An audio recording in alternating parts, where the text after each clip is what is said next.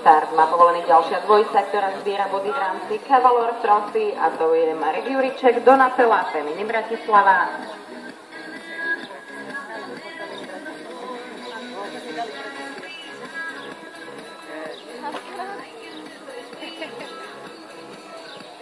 Sledujeme súťaž na výške 105 cm, ktorá je hodnotená na optimálny čas, ktorý bol stanovený na 67 sekúnd.